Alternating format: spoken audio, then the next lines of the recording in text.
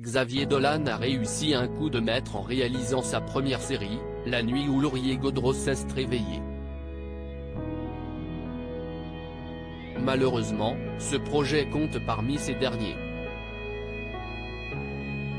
Le Canadien a expliqué sa décision au journal espagnol El País ce mercredi 5 juillet 2023. Parfois, il suffit de dire un nom pour que plusieurs films nous viennent en tête. Si est-il le cas avec Xavier Dolan. À tout juste 34 ans, le réalisateur canadien a réalisé des films qui lui ont valu de nombreux prix. Il a par exemple été récompensé du César du meilleur film étranger pour Mommy. Juste la fin du monde lui a permis de doubler la mise, avec le César du meilleur montage et le César de la meilleure réalisation. En 2022, si est-il lors de la même cérémonie qu'il a rendu un hommage déchirant à Gaspard Ulliel. Le cinéma de Xavier Dolan bouleverse, provoque parfois, et nous invite à nous poser des questions. Il est là pour déranger volontairement, et aussi, pour challenger les acteurs qui portent des personnages complexes à l'écran. De belles histoires peuvent en être, comme pour Nils Schneider, le compagnon de Virginie Efira. Le comédien explique que son travail avec Xavier Dolan a transformé sa vie. Rien que ça. Xavier Dolan est-il vraiment arrivé au bout de son art? L'année 2022 s'est terminée avec un projet ambitieux pour le réalisateur et scénariste canadien.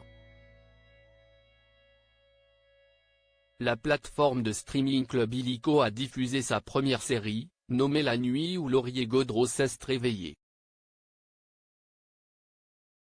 Il s'agissait d'une adaptation de la pièce de théâtre écrite par le dramaturge Michel-Marc Bouchard. Au programme, un thriller mystérieux qui se déroule au début des années 1990. Il met en scène un trio d'amis, qui voient leur chemin se séparer après un terrible incident. Canal+ a diffusé les épisodes de cette série du lundi 23 janvier 2023 au lundi 6 février 2023. Désormais, si est-il le public espagnol qui s'apprête à les découvrir. Xavier Dolan en a discuté avec le média espagnol El País ce mercredi 5 juillet 2023. Il a aussi fait une annonce qui devrait choquer ses fans. J'ai abandonné la réalisation de films et la mise en scène, déclare-t-il. Il a ensuite dévoilé les raisons de cette décision radicale: je n'ai plus l'envie ni la force de m'engager dans un projet pendant 2 ans pour que personne ou presque ne le voie. J'y ai mis trop de passion pour être aussi déçu.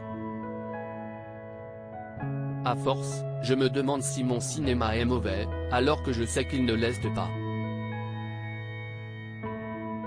Une annonce qui risque de faire du bruit.